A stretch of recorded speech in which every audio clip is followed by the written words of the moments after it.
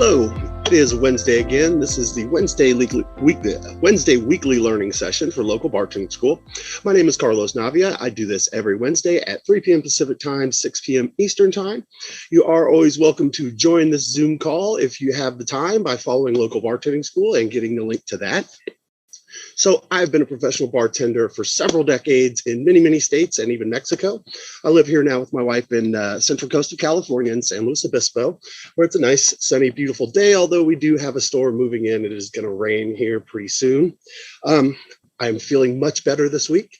I did go get tested for COVID after last week's show, and I'm happy to say I was negative. I did not have COVID, so it was just a little bit of a cold, and I felt much better a couple days later.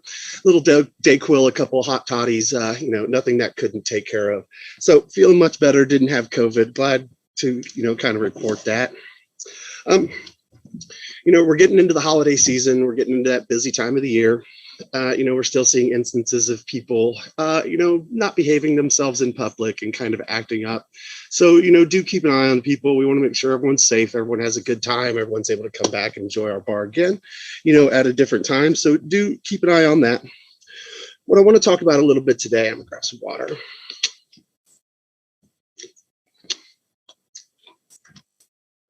I always like to start, see if anybody has any questions about anything. I'd be happy to answer them before I kind of jump into today's topic. Okay. And so I want to talk a little bit about money handling. It is a very important part of the job.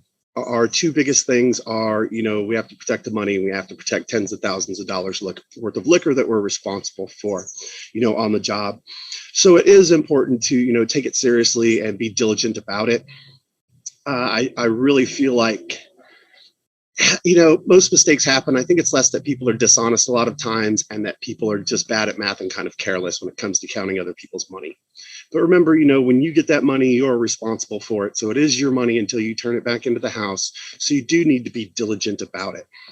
So, you're going to come into work. You're going to be issued a bank, $100, $200, $300, $400, $500, something to start with for the day to make change out of. In most situations, you're probably going to count it in an office with a manager present. And if it's wrong, you can let them know, hey, it's wrong right there, and they can verify it. If there's a situation where you don't do that, and I've had those situations in a couple of hotels I work at here, just because of the hours and some different things, that go on, count it immediately, make sure it's right. If it's off, let a manager know if it's off one way or the other. If it's $5 over, could you steal their $5? Yes. But I don't show up to make $5. I show up to make hundreds of dollars. I don't want their $5. So, whether or not it's over, one way or the other, make sure you're counting it meticulously. $1 bills are going to come in bundles of 25 with a rubber band or a paper clip around them. $5 bills in bundles of 20 with a rubber band or paper clip around them. That's $100. Make sure you're separating them and counting them out and making sure they're right. Once you say it's okay and you walk away with it, you're going to be responsible for that ultimately at the end of the night. So do make sure you are taking them apart and checking them. I've found tons of errors in 20 years, one way or the other, over or under when I pull apart the bundles and check them for accuracy. At one place in Florida, where the managers were kind of lazy and they didn't actually ever count the money out by hand. They just put it through a money counter. Well, back then, money counters didn't recognize the individual denomination. So I pulled a pack of ones apart. I counted it out. It was 25 bills, but there was a $5 bill and a $10 bill in there. Once again, could I have taken the $13? Yes. But I'm not there to make $13. I'm there to make hundreds of dollars. And I kind of wanted to prove a point to them, like, hey, you guys need to be a little more diligent about counting your own money back here in the office because, I'm finding these kinds of mistakes. And, double check yourself, make sure you're right on. I can remember my first full service bartending job, my first shift I went to and counting the bank in the office. And, I will say that I had some experience already at that point because in high school, I was a beer guy. That was my job at junior and senior year of high school, was beer van guy at a water park in Palm Springs, California. Sat in front of a Bud Light van. You opened the door. It had 3 taps. I had a table. I sold some hot dogs and chips. I watched people surf on a fake beach and looked at Bob Hope's house up on the mountain and got a very nice tan. That was it. That was my job. Big surprise. that I'm obsessed with bars now, and this is what I do. I was definitely that kid. It's definitely that kid at your house party, walking around the house with your blender and a stack of Solo cups. Anybody need a margarita? Jimmy, you want a topper over there? Gotcha. Yeah, no problem, big guy. Yeah, I was definitely that kid. So I already had experience, starting with the bank, counting banks down. Went in there the first day. They said it should be exactly $200. I started counting it. I knew immediately it wasn't, but I counted the whole thing out. I said, hey, this bank is off. And the assistant general manager got really kind of uppity about it and said, no, it's exactly $200. I counted it myself, and just shoved it back towards me without checking it. So I took out 8 pennies and said, you tell me how it can be exactly $200 if there's 8 pennies. There's no way that can mathematically work out. And she took it back and always trusted me counting the money from that day on, because I do take it that seriously. I'm very serious about it. So make sure that money's right before you check it out of the office. Why you've got a manager present with you. Make sure it's right. Double check it. Make sure you're starting with the right amount of money, at the beginning of the day. Take it to the bar, put it in the cash register, close it, and then log out of your number in the POS system. And POS is just point of sale. It's a fancy term for, a cash register, a touchscreen cash register with a cash drawer. So once I log out of my number, no one can come back behind me and open that cash drawer and then check and, touch my money. I know it's secure in there. It's locked in there. It would take a manager to come back behind me and do that. So now I can walk away. I can go stock stuff. I can go get ice. I can do whatever I need to do to get the bar ready without having to worry about that money. I know it's locked in the drawer and it is safe there. When it comes to during the shift and as we're going through the shift and we're getting busy, it is a job where a lot of cash changes hands in small bills. So you do kind of have to be aware. It is moving more and more to a digital, a digital sense now that, 20 plus years ago when I started, everybody wasn't walking around with a debit ATM card in their pocket and you couldn't pay with your phone because phone was back at your house. And not in your pocket. So, it is kind of getting different. You are getting digital payments. So, the old saying was collect for every drink, but I've kind of changed it now to secure a form of payment for each drink.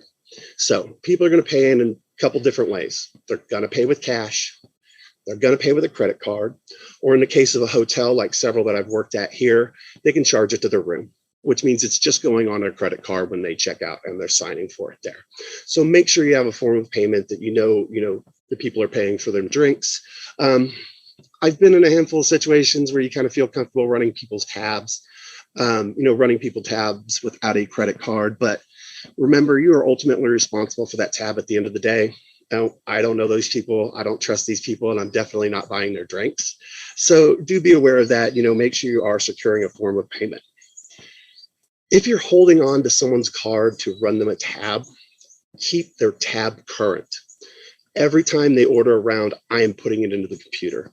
Not only am I putting it into the computer, I'm printing out the check, I'm wrapping it around the credit card and keeping it with the credit card. When that person's ready to go, that's when they're ready to leave. That's also the time that they decide their tip.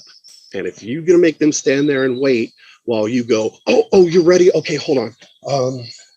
He had 3 more Bud Lights, and his buddy had two Crown Royals, and the whole time that guy's standing there, or gal, that gal's standing there, your tip's going down.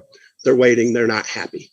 If I have it printed out already, I have it current. They asked for a tab, the Johnson tab, sure. I put it in front of them. Let me know if that's okay.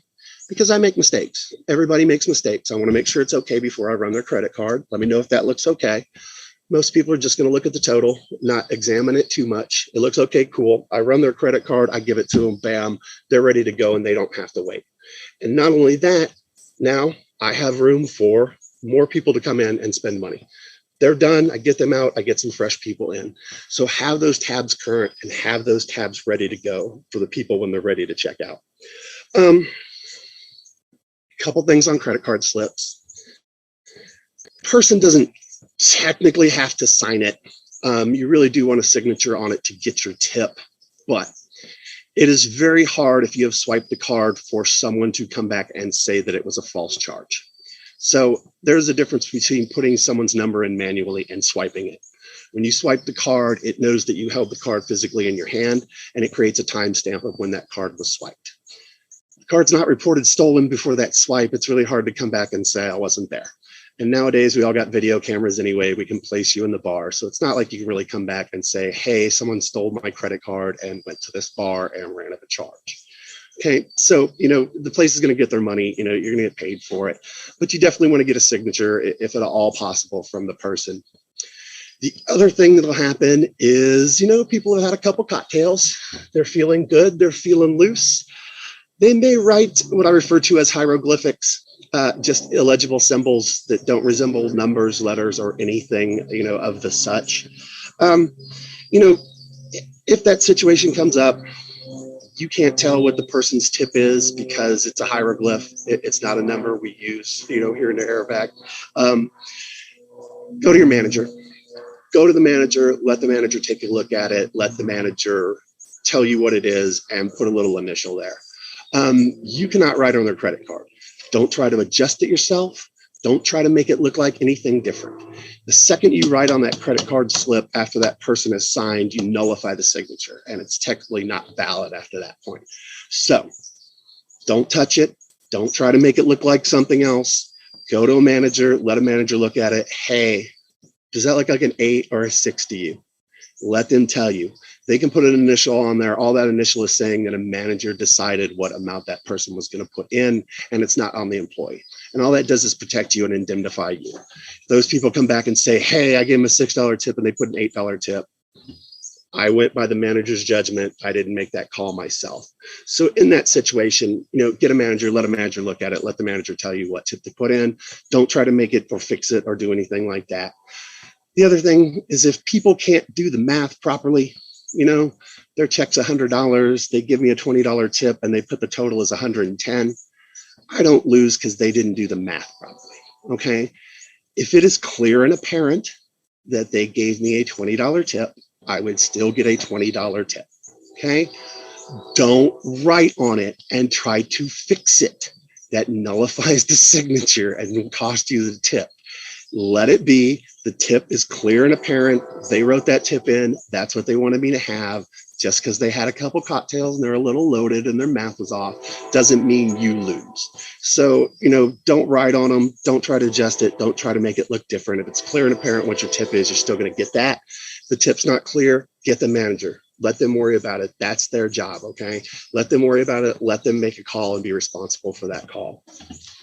And I'll throw one kind of more thing out there when it comes to the hieroglyphs and some of the hotels and situations I worked up in this area.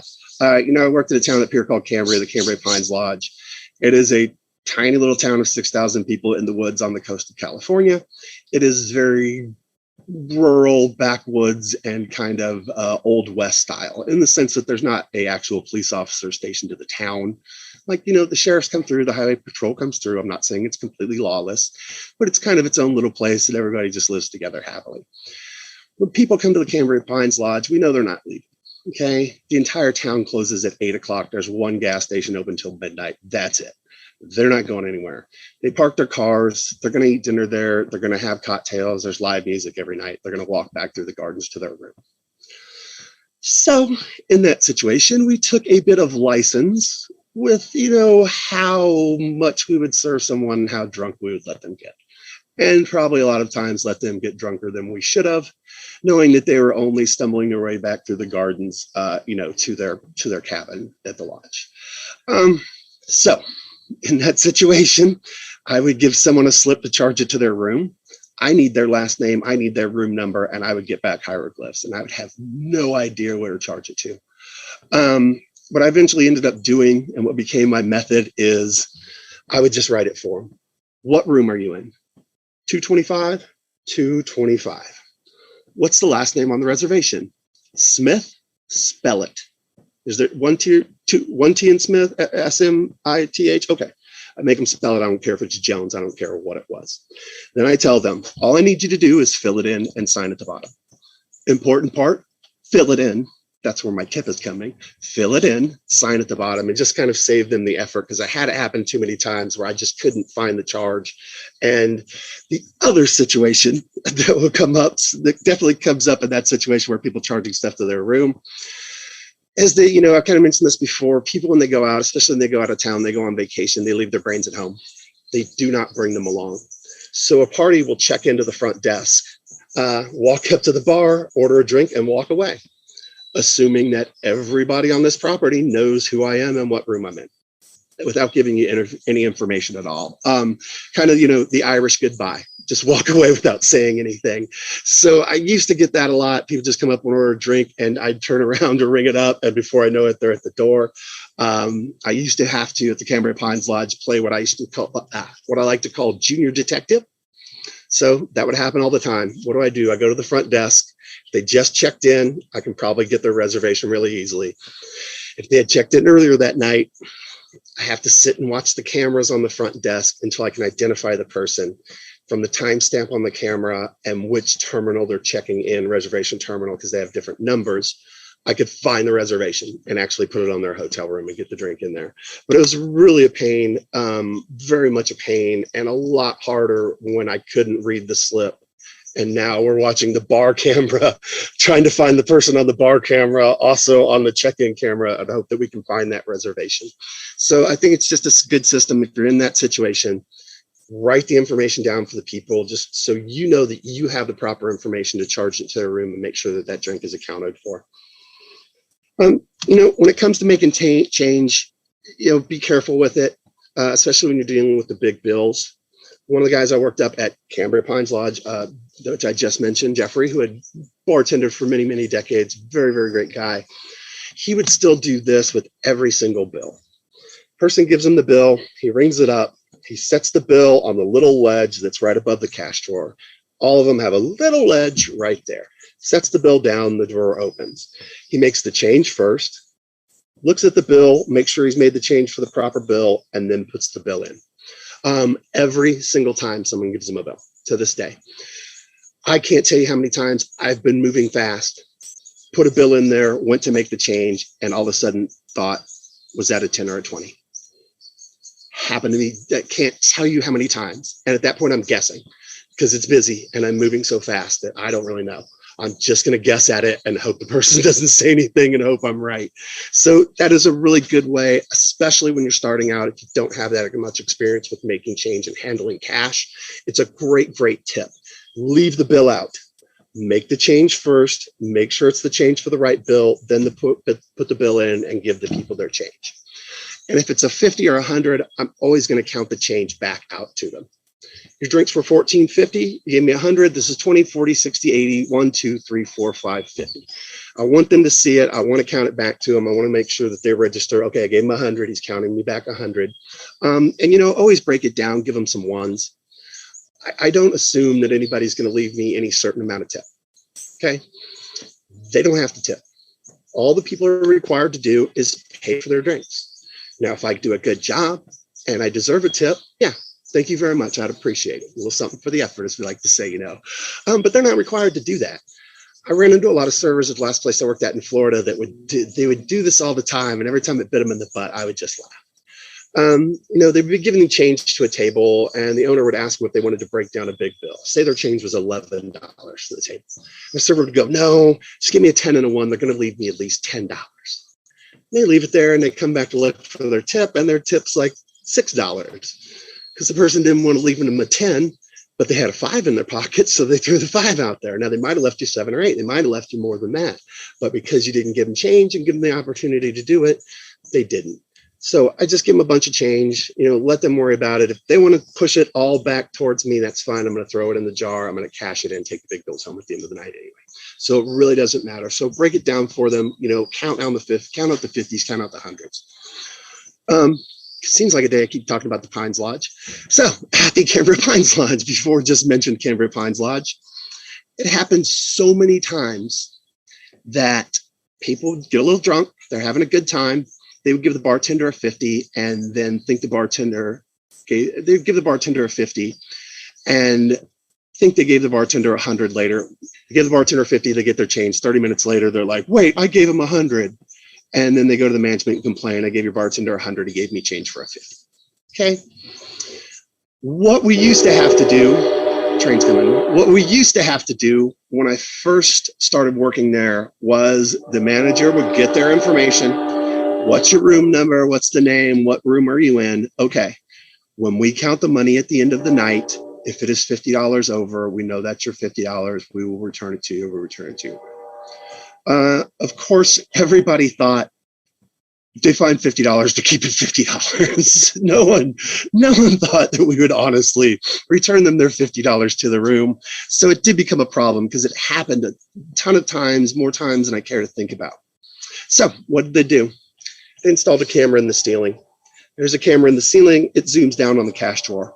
It can see the denominations of the bills going in and out of the cash drawer. Now, they did not do it because they did not trust their bartenders. They did it because that happened too many times. Now, when it happens, and it happens all the time, someone comes to the manager, I gave your bartender 100, they gave me change for a 50.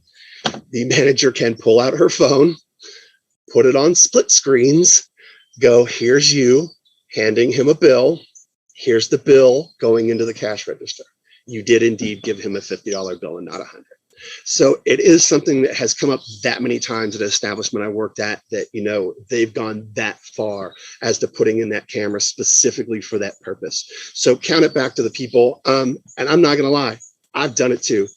I've been out drinking, looked and thought, wait, didn't I have another $50? And no, you know, you forget around here and there, you time travel into the future, as we say. You know, you think you're on that same round, you've had two more, and it's been 2 hours. So, you know, count it back to them, let them see it, count back to 50s and 100s, and just kind of save yourself that headache on that one. All right. So we made a lot of money. Everybody's had a great time. We get to the end of the night.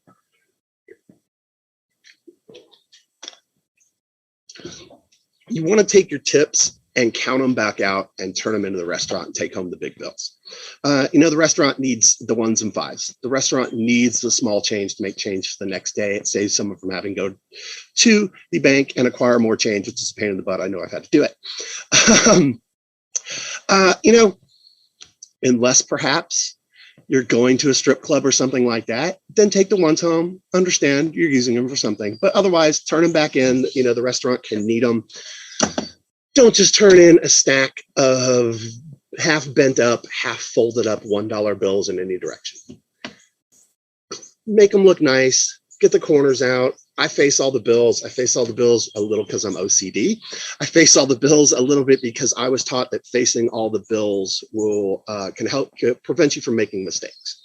So if all the bills are face up, facing the same direction, it is easier to count them because they all look the same as you go through it. Every corner looks the same, and it prevents errors. So I'm very kind of big on that. I make sure all my money looks nice.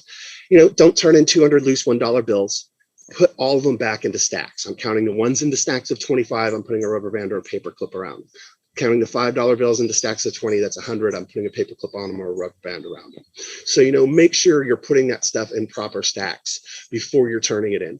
Try to make it easy for the person that comes behind you and counts it. Everything bundled up, you know, and once you get to 3 or 4, you know, less than 25 bills, you can't put in a bundle. Yeah, you're going to leave those loose, you know, but as many as you can in a bundle. If you have coins, roll the coins up. If I have $10 with quarters, I got to roll those up and put those in a roll. I don't leave $20 or $30 of loose quarters or anything like that. Most bars don't use pennies, nickels, dimes. Some do, but same applies to those. If I got a full roll of dimes, you know, if I got a full roll of nickels, full roll of pennies, I got to roll that stuff up and turn them in as well. Count the, you know, put all the small bills in the bank, count it back down to what you started with. Whatever that $1, $2, $3, $4, $500 is, that's what we're going to count it back down to.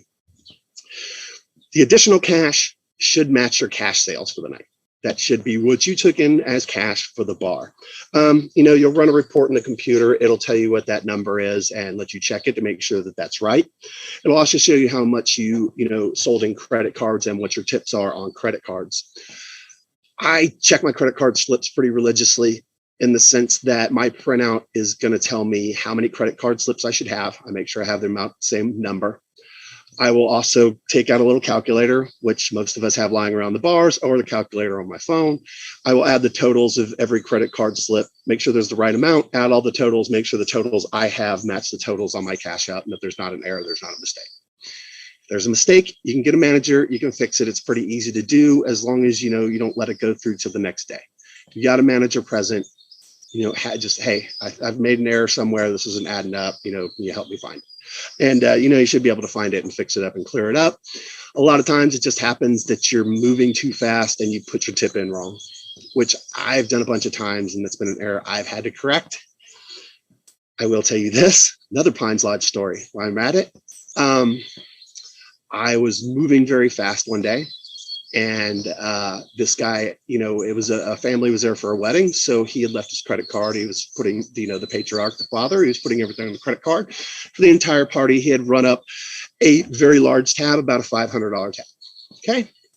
He was a very nice gentleman. He had a very good time. He left me a $100 tip. Nice guy.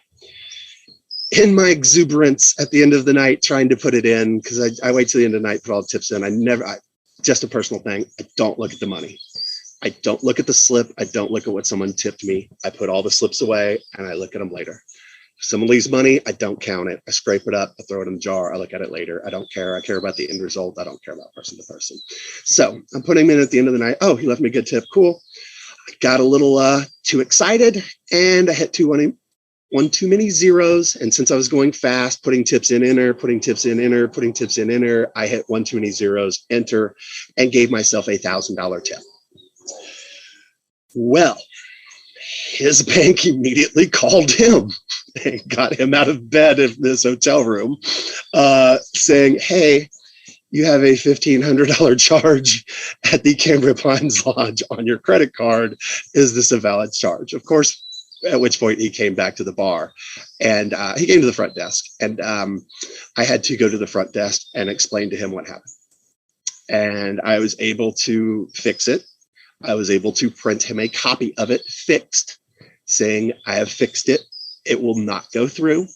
Unfortunately, your bank is going to hold that money for 3 to 7 days, depending on your bank, before they put it back in your account to use, which could really, really screw up someone's vacation. He was okay with it. He's like, that's fine. As long as I get it back, I understand it's just an error. Yeah. I had to suck it up and go look at him eye to eye and say, I screwed up. So be careful putting the tips in, because it will put an approval on someone's credit card. And if you do something like I did, the person might not be too happy. He was pretty understanding and pretty cool about the whole thing. He's like, okay, you still got your $100 tip, which was nice of him to ask. You still going to get your tip, right? Yes, sir. Okay, we're cool. So be careful, when you're kind of putting those in. A lot of places will let the bartenders take home their credit card tips in cash that day. You'll simply take it out of your cash sales. If I count my bank back to what I started with, my cash sales were $500. So I have $500 in cash to turn in. It belongs to the restaurant. Say I have $100 in credit card tips. They would allow me to take that $100 out, turn $400 into them. Boom, we're even. And a lot of places will do that. Most places will do that. And you just walk out with all your cash at the end of the day.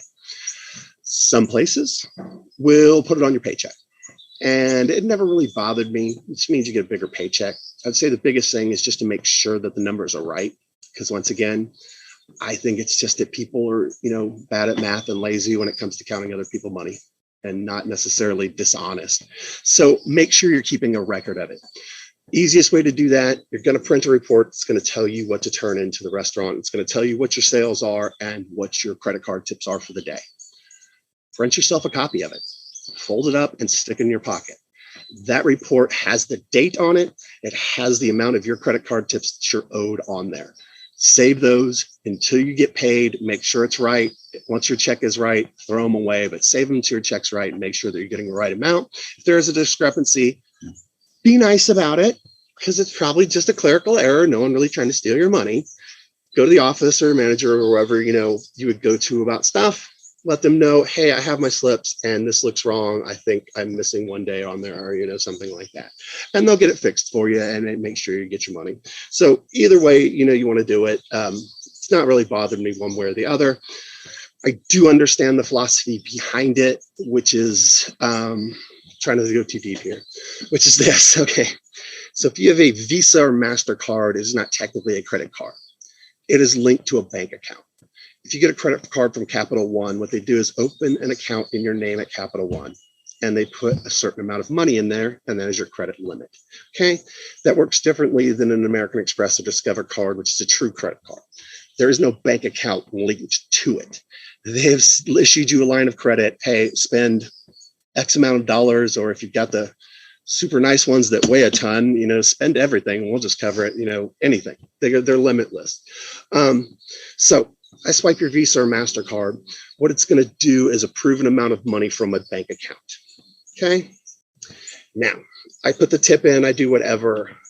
It stays open. It doesn't actually go to the credit card company at the end of the night. They all go in one batch at the end of the night. So we can fix things and we can adjust things if we need to, if there are errors. Okay. And put our tip in. It goes to the credit card company. 3 days later, the money will go from that bank account to the vendor's bank account. Okay. If the money is not in that account to go to the vendor's bank account, the charge will get denied and the vendor will lose the money. Okay. If I've already given you the tip, now I've not only lost whatever they ate and drank that I didn't get paid for, but I've also lost the cash that I've given you as a tip. So a lot of places, or I shouldn't say a lot, but some places do that. We're just going to wait till they get that tip actually into their bank account and the charge clears before they give it to you. And that's what they're doing. They're just kind of protecting themselves. American Express and Discover are different. There's not an individual transaction from bank account to bank account for every individual charge. People are going to swipe Discovers all month long. And at the end of the month, Discover is going to send me a check for everything charged on Discover cards. American Express the same way. So that's the difference between a real credit card and something that's associated with a bank account that's having the actual electronic transfer from one bank account to another. And that's why they do it that way. I hope that wasn't too darn long-winded. I hope not. So we're going to count the money back down. We're going to make sure it's right. We're going to turn it into a manager. We're going to let them check it, tell us we're good, before we go home. In a couple situations like the hotels I worked at here where 2, 3, in the morning when you're leaving, there's not a manager on duty and I had to drop money into a safe. Well, sometimes I make mistakes and the numbers don't come out right and there's not a manager there to fix it. So write a note, drop it in there. If you know what the problem was, if you already know what's wrong and why it's not working out right, why the numbers aren't adding up, write a detailed note and drop it in for the person and let them know. Because for that person that has to come back the next day and go back into the computer system and fix your problem, they're looking for a needle in a haystack and they have to go through everything. If I can just tell them this is the exact problem and they can go straight to it and fix it, they're going to be a lot happier. And they're not going to have so much of a problem, with fixing your errors when the time comes up because you're going to make it easy for them. So, if you can identify the problem yourself and what happened, leave them a detailed note, let them know and make sure you're counting that money meticulously. Take a picture of it with your phone before you put it in the bank bag and drop it so that no one can say you didn't. I've done that before. I've taken selfies with me putting it into the safe. So, kind of protect yourself on that one. We all have the technology in our pocket to make sure we're covering ourselves on that if you have to drop it late at night with no one around. And then the most important thing is take your money and go home safely. And that's it. Get your money in your pocket, go home safely. If you are leaving that late at night, generally people aren't left alone to walk out. The best place is we all walk out at the same time. That's how you work with a good team and it's a great team effort when everybody walks out the door at the same time. But most places you're going to have at least someone with you. Female employees generally not left alone 3 a.m. to kick people out of bars by themselves. So walk out together, make sure everybody gets their car, starts it up, and gets home safely with their cash. So I want to talk a little bit about one of the cocktails that's mentioned in the cocktail book we have here for local bartending school, which is the aviation.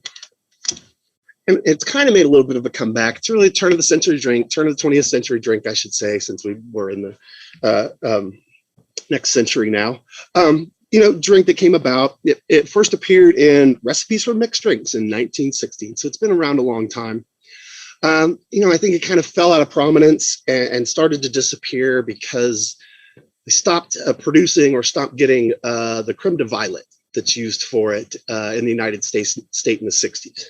So I think it kind of fell by the wayside and kind of got forgotten about. You also notice in the get the right words out, in the local bartending school cocktail book that we have, that it says that the violet cream is optional. And that was because, people kept making it without it, kind of adjusted the recipe. But that's really what gives it the flavor.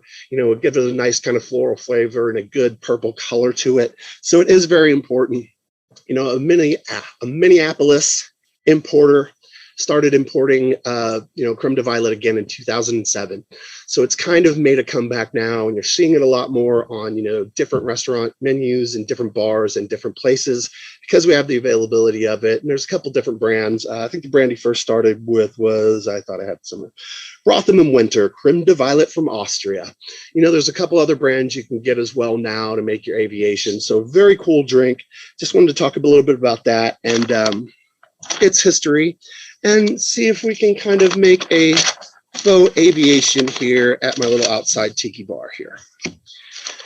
So I'm going to put this off to the side and get my stuff out here.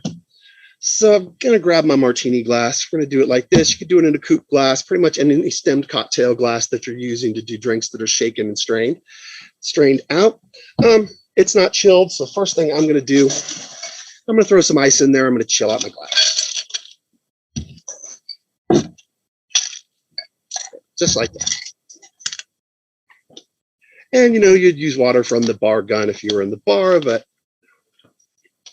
out here in the tiki bar, I do not have those kind of things. So we're just going to set that there. We're going to let that guy chill while we go ahead and work on mixing the rest of our cocktail here. So I'm going to grab my handy dandy mixing tin, throw some ice in here. We don't want to throw it till full, maybe about 2/3 up here with ice. Good. Where's my jigger? There it is. So this is a gin-based drink, and gins are different. Gins are flavored with different botanicals. They do have different taste, so it does make a big difference which gin you're choosing. And a lot of martinis, Manhattans, and old fashions, which this can kind of fall into the category of Negroni, stuff like that as well. I'm going to ask the person what kind of gin they like. Once again, people leave their brains at home when they go out and they go on vacation. So they probably have a go-to gin, even though they might not mention it when they're ordering the drink. Hey, what kind of gin do you like? You like Tanqueray? You like Bombay Sapphire? You like Beefeater? If they're going to have one of those, they're going to say one of those. So just throw it out there. What kind of gin do you like? We're just working with colored water out here, so I really guess it doesn't matter which bottle I use here. I'm going to go ahead and do my 1.5 ounces here of my faux gin. All right. So we're going to come back with a little maraschino liqueur, which is also clear. So I'm going to do just about 1/2 ounce of that right in there like that. Then I've done my best to make what resembles some creme de violet here with a nice kind of purple color to it. We're going to go ahead and do just about 1/4 ounce of that. Know that the creme de violet's strong. It's got a strong floral, scent and smell and taste to it with the violet. You just want a little bit to augment it. We're not trying to serve you potpourri in a glass. So just about 1/4 ounce. It doesn't take a whole lot of it to make this cocktail. What we're also going to do is squeeze some fresh lemon juice in here. As I hope I didn't just knock my camera out. There we go. And I'm back up. I'm trying not to hit my computer. I'm going to take the label off here before I mess with this guy. Just like that. I'm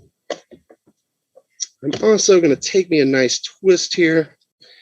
So I'm going to use this twist at the end to finish it off. So I'm going to get a nice little twist like that off it there. Now, that should work perfect. I'm actually going to do 2. So I have to do it twice. Ooh, perfect, just like that. We've got a nice little twist there. I'm going to go ahead and take the ends off this lemon because I'm going to be putting it into my squeezer, and it is just a lot easier to squeeze it if I've got these little nubs taken off here. Grab my handy dandy squeezer, and once again, about 1/2 lemon or 1/2 lime is 1/2 ounce of juice. And you can kind of see if that nub's still sticking up, sometimes this hits the nub, folds it over in half. You don't get a clean squeeze of the fruit. When I've got this, it kind of pushes down on the flat point, lets me take it all the way through there, and I get a nice squeeze of the juice. Bam. Just like that. And we're going to do the other half in here as well. There we go. Nice fresh juice in there. Perfect. All right. Got my mixing tin. I'll pop it in there over my shoulder, shake it and smile. Give it a nice shake, get that nice and mixed up. Pop that off like that. I'm going to throw out our water here from our glass. Just like that. And the strainer. And strain our aviation into our chill glass. I didn't do bad on the color there with my violet cream there, my creme de violet. Not bad, pretty close there. A little shake, strain it out a little more. We're gonna get a little more of it out of there, bam, just like that. I've got some lemon twist here. And, the local bartending school book does say, you can do it with a flaming lemon twist. So keto flaming lemon twist, you got to have room temperature peels, and then you can ignite the oils. So still, I take the back, or I should say the outside of the peel, I go all the way around, getting the oils on the rim. And we'll see if I can do this well enough for it to come on camera. Little squeeze in there, ignite those oils, and drop it in. So I did two, one for the cheap seats. Go around again, we'll give it a double here. Boom, you get the little flame, you drop it in there. It does change the flavor of the cocktail when you ignite the oils. It is a chemical reaction, and we have our aviation with two flaming lemon twist on it right there like that. Bam. So I'm going to set this one over to the side. And we'll try a couple more here. I got a little more time. Let's try this one. So, Christmas margarita. Saw this one, looked good, liked it, had to try it. So we're going to go ahead. I'm going to rinse out my stuff here real quick. I'm going to go ahead and give this one a try. Grab my tin here. And once again, not too much ice, just about 2/3 of the way up in there, so I'm not too full. Okay. So we're going to go ahead and start with 1.5 ounces of what is supposed to look like tequila here that I have. And dump that guy in there. Got some faux orange liqueur here in my Cointreau bottle here. So we're going to do 1/2 ounce of that. Just like that. I'm going to do 1/2 ounce here of simple syrup to kind of sweeten it up a little bit, because I'm going to use some cranberry juice in here and it's going to make it tart. So I want this simple syrup to sweeten that up and kind of balance that. And then we're going to go ahead and put some fresh lime juice in there. So like that, and take the nubs off again. And we'll go ahead and squeeze 1/2 ounce of fresh lime juice in here. Boom, just like that. Perfect. Okay. And the last thing we're going to put in is about 3 ounces of cranberry juice, which I should have down here. So I've got my 1.5 ounce side of my jigger here. I'm going to go ahead and dump that in there just like that. Perfect, perfect, perfect, perfect. All right, pop this in here once again. Give it a good shake. Get that nice and mixed up and going. Pop that guy off back here like that. Grab a glass here, and we're going to go ahead and give this a nice salted rim on our margarita. Just like this. There we go. So I'm going to come back with some fresh ice here.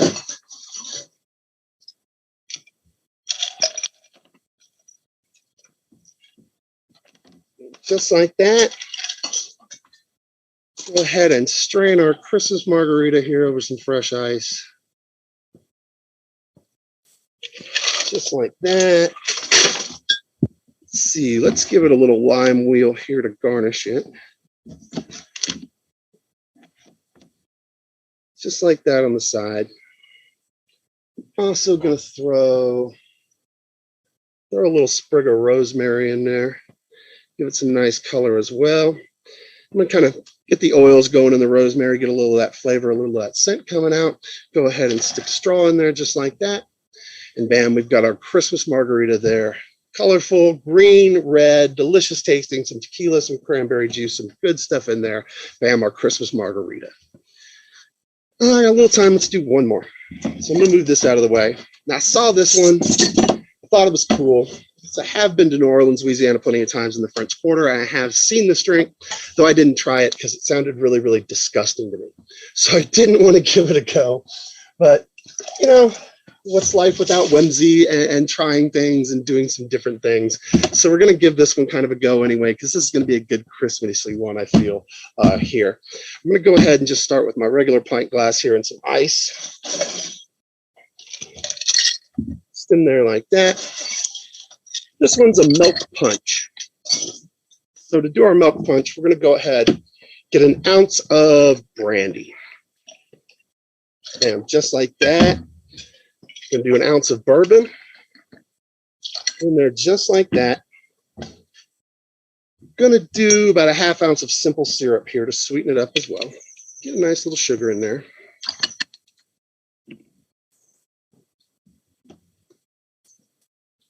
Now I'm going to go ahead do about 2 ounces of just whole milk. And I tried to find some today that can be done pretty easily in a bar. You know, you're going to have some half and half or probably some whole milk in most restaurants. So I figured this would be an easy one that could be done for a lot of people at mini bars without having to have too many special ingredients or things that you need.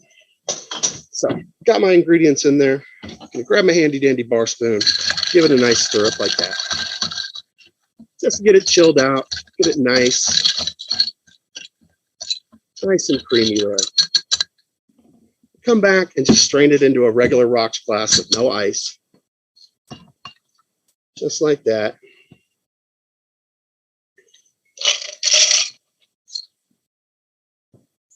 Just like that.